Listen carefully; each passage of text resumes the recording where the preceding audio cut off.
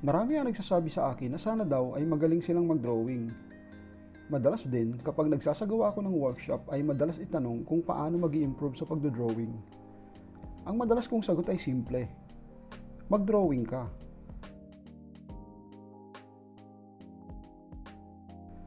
Walang pinakamagandang gawin kung gusto mong madaling matutong mag-drawing, kundi mag-drawing. Ang totoo ay walang mabilis na shortcut. Ngunit may mga paraan para kahit paano ay tumatakbo ka sa halip na naglalakad. Madalas kong sinasabi na ang pagdo-drawing ay parang sports. The more na nagiging mahusay at professional ka, the more na mas dinadalasan mo ang pagpapractice.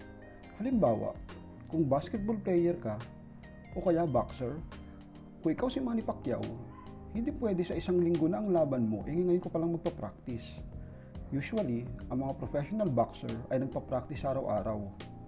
Kahit hindi na ang mismong boxing, kundi ang pag-eehersisyo, push-up, sit-up, jogging, stretching.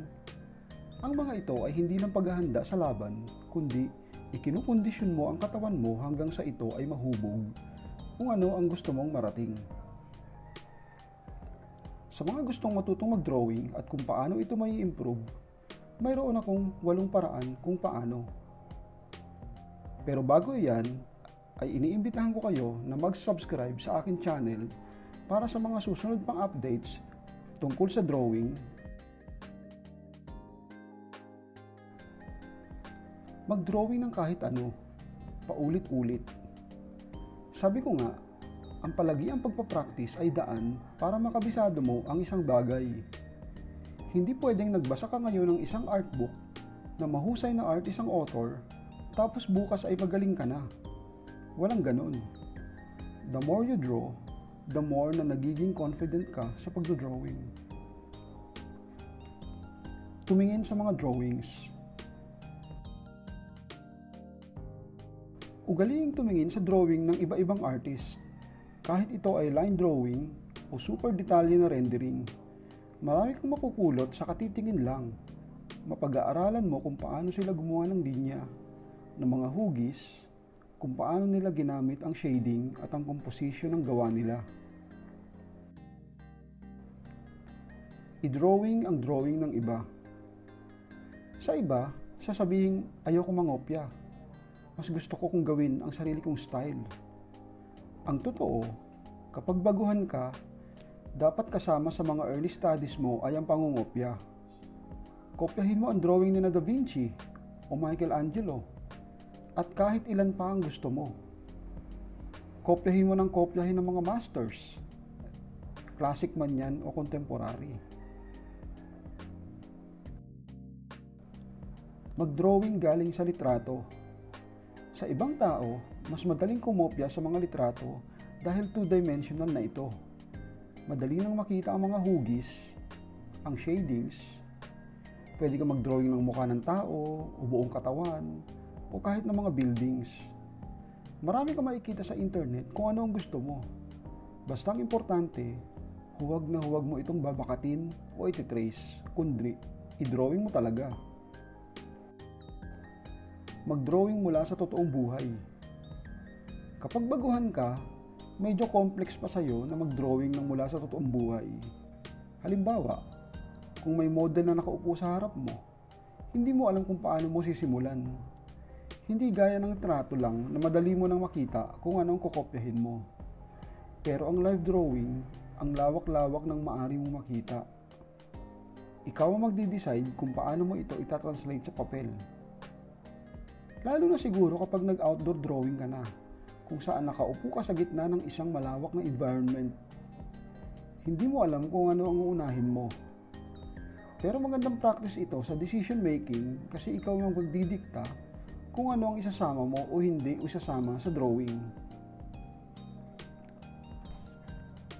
Kumuha na magtuturo. Pwede kang mag-enroll sa drawing class. Madalas nangyayari ito tuwing summer kapag bakasyon na ang karamihan. Meron din naman weekends, lalo na sa mga nagtatrabaho o nag-aaral ng weekdays. Iba pa rin kasi ang may teacher na nagsasabi sa iyo kung ano ang tama at mali sa ginagawa mong drawing. At iba rin na may tinitingnan ka na mahusay mag-drawing dahil aktwal mong nakikita kung paano niya ito ginagawa. Pwede ka rin sumali sa art groups at organizations at magtanong-tanong sa mga members. Maswerte nga ngayon dahil madali na ang mga meetups ng mga artists dahil sa social media. Makipag-interact ka sa ibang artist dahil siguradong may mapupulot ka sa kanila. Magkaroon ng sketchbook. Magiging diary ito ng drawing journey mo. Kaya dapat lagyan mo ito lagi ng laman. Drawingan mo kung ano ang trip mo. Magsisilbi kasi itong record tracker mo kung gaano ba kalaki ang in-improve ng iyong drawing o kung meron nga ba. Kapag napuno mo na ang isang sketchbook, bumili ka ulit. Minsan magugulat ka, yung sketchbook mo na nagamit mo 5 years ago, malalaman mo na nag-improve ka kung lagi mo itong ginagawa. Be intentional. Gawin mo talaga kung ano ang gusto mo. Ito ang pinakamahirap gawin kasi maraming gustong matutong mag-drawing pero sa una lang masipag. Pagbili ng sketchbook, tapos nung nilagyan na ng drawing, hindi niya gusto ang kinalabasan, tapos nag-drawing ulit, hindi na naman gusto, na-frustrate bigla at iniwan na ang pagdo-drawing. Kaya kailangan magkaroon ka ng commitment para gawin ito. Not necessarily naman na kailangan mong ituon ng 100% ang iyong sarili sa pagdodrawing. Lalo kung may iba ka namang karir o nag-aaral ka pa na hindi naman related sa pagdodrawing. Pero at least man lang, i-commit mo ang sarili mo na kapag nag-practice ka lagi at seryosong practice, ay uhusay ka sa lalong madaling panahon. Kailangang maging habit mo ito. At siguro, kailangan mo ring malaman kung bakit gusto mong matutong mag-drawing. Pwede kasing form of relaxation mo lang ito, o kaya hobby, o kaya pwedeng maging foundation mo sa trabaho o karir, gaya ng ginagawa ng mga architect, mga pintor, mga illustrator, mga 3D artist. Ginagawa nilang pundasyon ang pagdodrawing, kaya napaka-importante ito sa kanila. Napapansin nyo ba na kapag nagdodrawing ka, ay parang bumabagal ang mundo. Bumabagal kasi nagbibigay ka ng oras para tingnan ng isang bagay. Pinag-aaralan mo ito, ina-analyze, para mailipat mo ng maayos sa blankong papel. Kaya damputin mo na yung lapis at papel mo, mag-drawing na tayo.